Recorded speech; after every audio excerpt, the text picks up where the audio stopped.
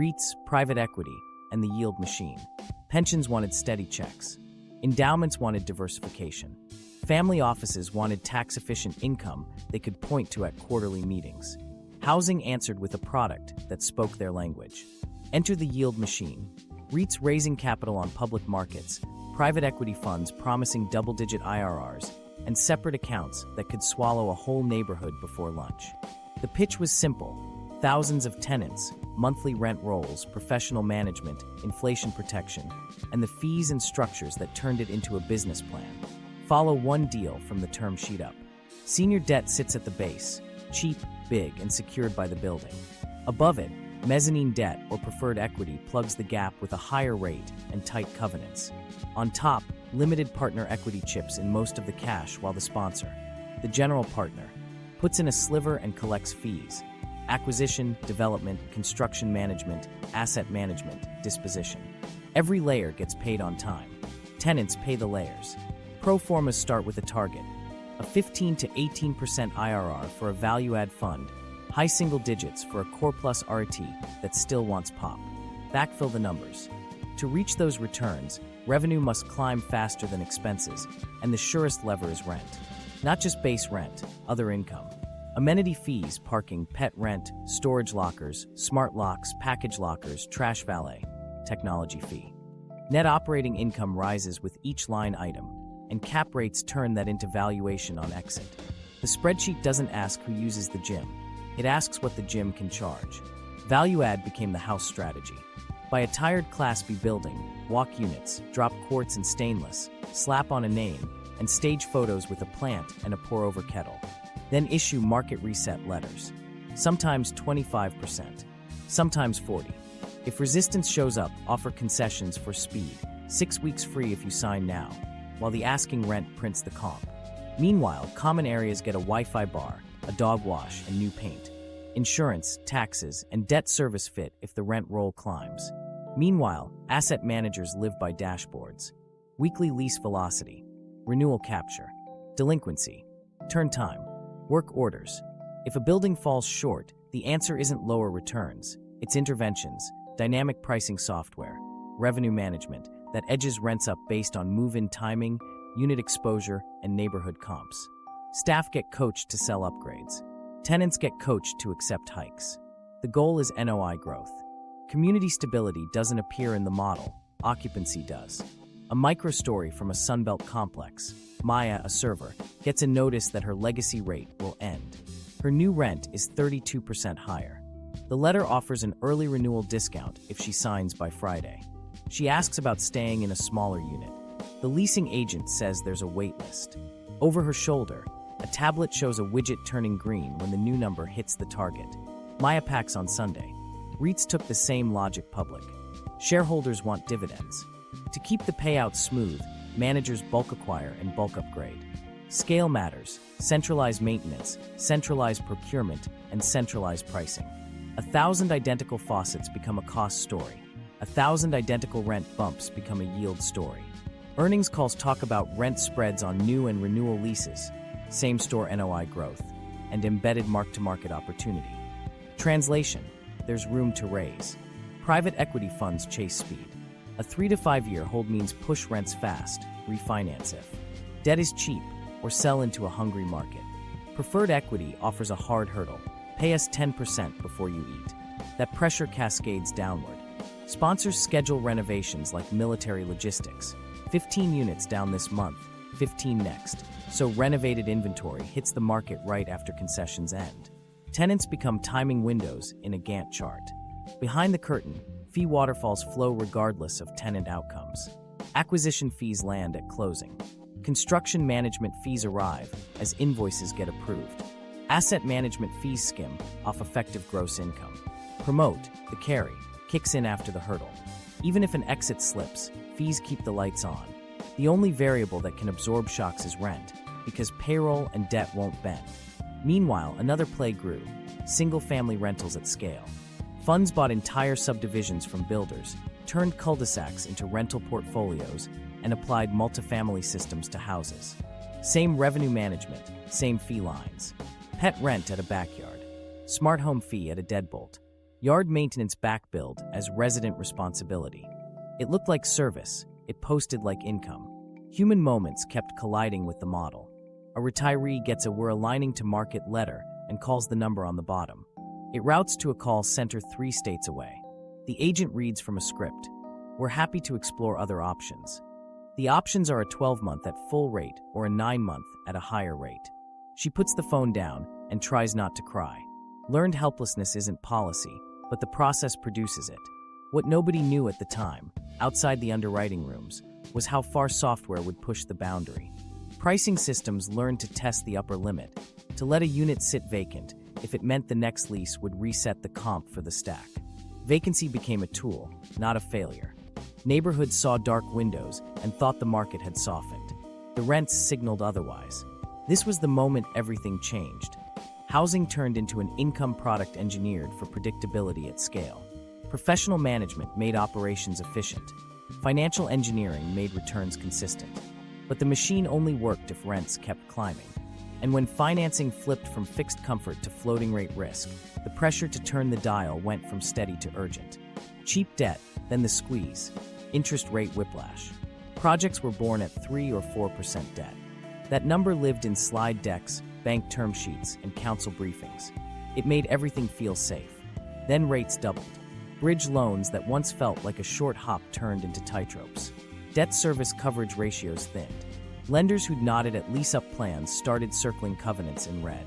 Sponsors opened the same spreadsheet and watched the math turn against them. Here's how the squeeze works. A developer finances construction with a floating-rate bridge loan, often interest-only, assuming a refinance into stable, lower-cost debt after stabilization. When the Fed hikes, that bridge jumps. The debt service eats more of the operating income. The DSCR covenant, say 1.25x, starts flirting with breach. Suddenly, everything upstream must deliver more: faster lease-ups, fewer concessions, and higher rents. The plan that once allowed 3 months free to lure tenants now offers 2 weeks, then nothing. Meanwhile, debt funds that fed the boom pass their stress along. They securitize pools of loans. Investors in those pools expect yield, so managers press sponsors to protect cash flow. Workouts get discussed in terms that sound abstract: waivers, extensions, replenishment of reserves. But the lever on the ground is simple: push rent. The math isn't personal, the outcome is. Watch a lease up under pressure. Last year, the billboard offered 2 months free on a 14-month lease. This year, the same building strips concessions and moves preferred employer discounts to a narrow list. The units that would have anchored at $2,200 now list at $2,450, with a look-in lease gift card that doesn't touch the monthly. Revenue management software tracks every tour, tests price elasticity, and nudges upward if 1 or 2 renters bite. The goal isn't full occupancy. It's the average rent needed to clear the debt hurdle. Unknown to many tenants, lenders track performance weekly. If absorption slows, the lender can cap capital draws for finishing amenities, which paradoxically pushes sponsors to finish just enough to claim premium, then hold the line. That's why you see clubhouses open while half the planters sit empty. The clubhouse sells the rate. The planters can wait until the refi. Debt service ripples beyond one project. Securitization spreads pressure across markets. A debt fund with exposure in Nashville, Phoenix, and Charlotte can demand tougher leasing in all 3 when one pool underperforms. Local conditions get flattened by portfolio decisions. If a market softens, concessions might appear briefly, but the headline ask rises to protect valuations for appraisal at refinance. A building can sit 12% vacant and still refuse to drop asking rent a meaningful amount, because the comp is worth more than the filled unit at a lower number. Here's where tenants feel the break. A warehouse worker sees her renewal jump 18%. She checks listings and finds discounted new builds starting higher than her current place. She spots units that have been online for weeks and wonders if the market is loosening. It is, on paper, but the owners won't mark down because a markdown threatens the lender conversation. Vacancies become a buffer that protects comps and loan terms. Households become the buffer that absorbs the gap. Sponsors look for revenue wherever they can. Amenity packages, once optional, become mandatory community fees. Parking rates step up. Pet rents gain registration charges. Short-term corporate leases sneak in to fill high-rent tiers while management tells residents there's no room to negotiate. Every dollar of other income helps DSCR. Every waived concession risks a covenant letter. Bridge-to-bridge stories multiply. A sponsor who planned to refi at 3.75% in year 2 can't hit underwriting at 6.75. The lender extends, but asks for a rate cap renewal that costs 7 figures. Reserves drain. Construction overrun disputes get louder. Subcontractors feel slow pay. The sponsor asks equity for more cash to defend the position. Equity says raise rents and sell non-core assets. On the leasing floor, that command becomes firmer quotes and fewer exceptions. Meanwhile, fixed-rate comfort died where value-add relied on floating debt. Owners who leveraged cheap lines to renovate older stock now face resets that wipe out the spread they counted on. To preserve value, they hold asking rents even as move-ins slow. Distress shows up in headlines, but distressed luxury doesn't become affordable. It becomes a negotiation about forbearance, not a price cut to match local wages. A micro-story from a coastal city. Jamal, a night shift security guard, tours a half-empty mid-rise with glossy mailroom lockers and a quiet pool. He asks if the rent is flexible. The agent smiles and offers 6 weeks free on an 18-month lease. He does the math, still too high monthly, and asks about a 12-month. The free weeks vanish. The deal is a comp strategy, not a discount he can use. What nobody knew at the time, outside debt desks, was how much pricing power moved from neighborhoods to interest rate charts. When the cost of money doubled, buildings turned from homes into DSCR instruments. Teams that once sold lifestyle now sold ratios. Tenants negotiated with spreadsheets that couldn't hear them. And yet the trap deepened. Because when asking rents rise to save a refinance, they set new benchmarks for appraisers and future deals. The squeeze reaches forward, locking in a level that tomorrow's projects must clear. Even with vacant units, the market refuses to bend where people actually live.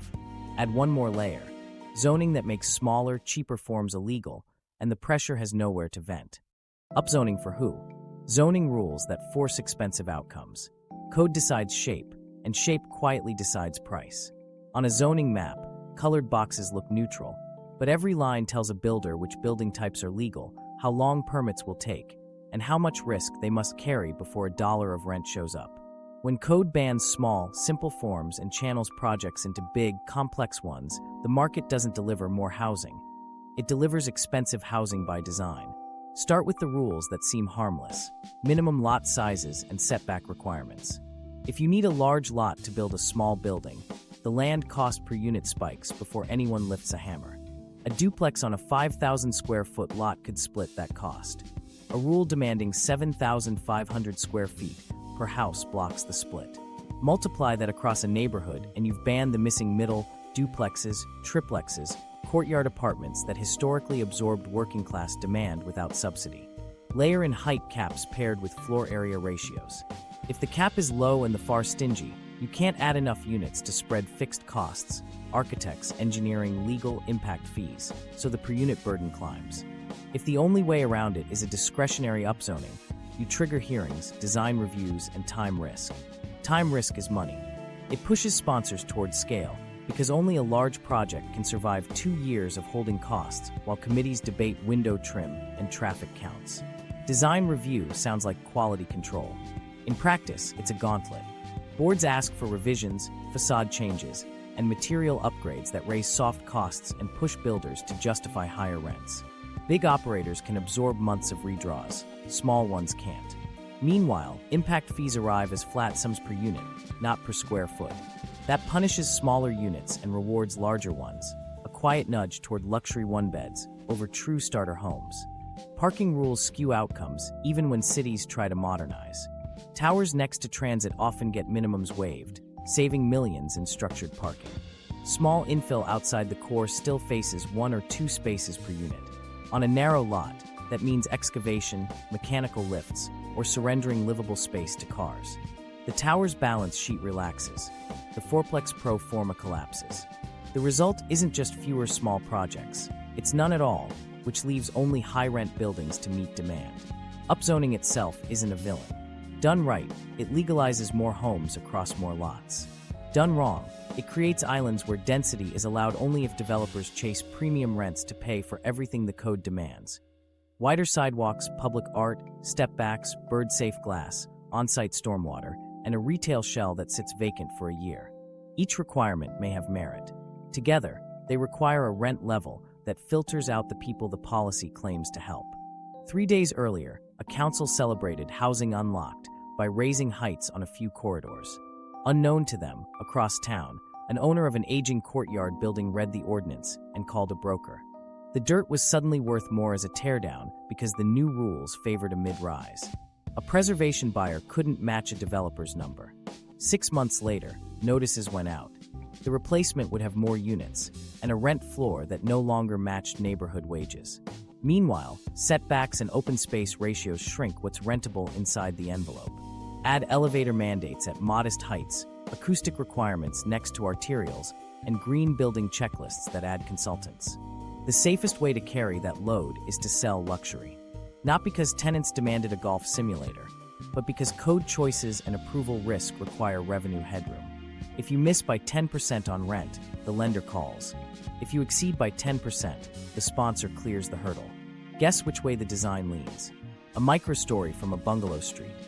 Priya wanted to convert her garage into a small apartment to help with the mortgage. The code banned accessory units on her block, required 2 parking spaces per dwelling, and set a minimum lot size she didn't meet. She could either break the rules or break her budget. She rented the garage to a neighbor for storage and took a second job. 5 blocks away, a 300-unit project, grandfathered on parking, opened with valet and a house car. Even density wins can backfire. A city allows an extra floor if projects include ground floor retail and a plaza. Retail demands ceiling heights and stronger slabs. Plazas need waterproofing and maintenance plans. Both turn into soft cost magnets. To clear them, developers add package rooms, concierge desks, and finishes that justify $3 per foot rents. The bonus that promised more homes forces a premium spec. Working households subsidize the lobby. What nobody knew at the time, because codes were technocratic clothes, was how rules bundled to exclude the cheap forms that used. To anchor affordability, duplex bans kept starter rentals illegal. Minimums and reviews pushed builders into capital-heavy towers. Impact fees charged per door punished small units. Time risk erased modest developers. When code decides form and form decides cost decides rent. Legalize lower-cost forms, and the price curve can bend. Keep pretending design mandates don't show up on a rent bill, and the trap stays shut. The demolition of affordability. Class C to Class A by force. Naturally affordable housing isn't a program.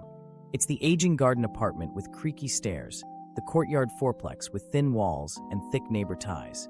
That's NOAA, Class C by the spreadsheet, the real safety valve by lived experience.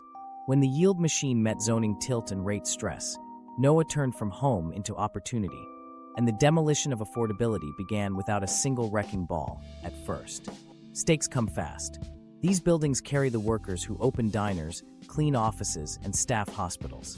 Lose them, and whole neighborhoods tilt.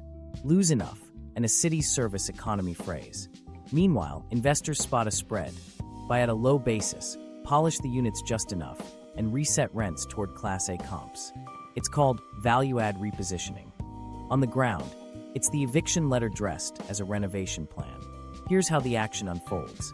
A fund targets a 1970s complex, flat roofs, faded paint, original cabinets. The pitch deck shows rent upside of $350 per door after a light touch capex. LVP floors, shaker fronts, stainless look appliances, LED lighting, a gym carved from storage, maybe a dog run where the sandbox used to be. Insurance has already spiked. A new carrier demands upgraded electrical panels and safer balconies. Code compliance becomes the lever. Management posts notices. Units will be vacated in phases for life safety improvements. Tenants offered cash for keys. Face a choice. Take $2,000 now or hold on and risk non-renewal. Meanwhile, the amenities arrive thin but photogenic. String lights over gravel, a mailroom mural, a coffee station that runs out by noon. The sign out front drops manor and adds residences. Rents on renovated units jump 25 to 40%. The unrenovated stack shadows that number because software wants the comp suddenly. The the cheapest homes in the submarket aren't cheap. They're a waiting room for a price hike. Impact lands where kids do homework. A school loses 3 students mid-year when their family moves 20 miles out. The corner bodega watches morning traffic evaporate. Church groups scramble to fund deposits. Bus routes thin because riders left. A community leader who's held weekly tenants meetings for years finds half the room gone, replaced by new faces who leave early to walk dogs in the pet park. Insurance and compliance do more than pinch, they justify resets. After big storms and liability verdicts, premiums shot up. Owners cite doubled insurance costs to explain rent increases. Fire code upgrades, sprinklers, alarms, egress lighting are necessary, and owners time them with renovations to trigger substantial improvement clauses. Once a building crosses that threshold, new code requirements roll in. The bill climbs, the rent follows. Here's the twist that speeds the loss: condo conversions and short-term rentals. In tight markets, sponsors petition NOAA into condos, sell to investors, and let HOA rules do the rent pushing. Or they reclassify a wing into furnished corporate suites, sidestepping annual leases with 30 to 90-day stays that command higher effective rents. Even a small share of units flipped out of long-term use thins the local safety net. Microstories make it plain. Hector, a janitor, returns to a taped notice. Renovation schedule. Your stack begins August 1st. He's offered $1,500 to vacate in 30 days or accept relocation to another property 15 miles away with a $280 higher rent. His daughter plays soccer at the park next door. He takes the cash, moves in with his brother, and starts saving for a deposit he'll chase for 6 months. Another, Ms. Lynn, who's lived in her one-bedroom for 11 years, signs a non-renewal after her fixed income can't cover the new amenity fee. She asks about waivers. The manager shrugs. Fees are standard. The gym is up a flight she can't climb. She pays for a service she'll never use. Then she leaves anyway. Across metro maps, you can trace the reposition wave like weather. Brokers circulate off-market NOAA lists, cap rates compressed, rent upside highlighted, minimal displacement risk asserted. Lenders underwrite to pro forma rents, not current ones. Appraisals lean on the newest Class A comp half a mile away, not the building next door. The financing stack blesses the conversion before a paint crew opens a can. Demolition isn't always literal, but when it is, the math is brutal. A wood frame complex with deferred maintenance faces rehabs that cost nearly as much as replacement. With land values lifted by upzoning and nearby luxury comps, tear down pencils. The new mid-rise doubles the unit count and doubles the starting rent. Former tenants see a glossy leasing office where their mailbox cluster used to be. What nobody knew at the time, or pretended not to, was how fast a neighborhood's rent floor can ratchet when NOAA disappears. Loss isn't just units. It's time. NOAA buys households time. Time to stabilize after a job change, to care for a parent, to pay down debt. When it's gone, people don't climb a ladder. They fall through gaps. Cities tried patching with emergency vouchers and anti-displacement grants. Helpful, but small. The machine kept chewing because every layer, insurance, code, underwriting, branding, pointed the same way, up. And once luxury light arrived, the psychology locked in.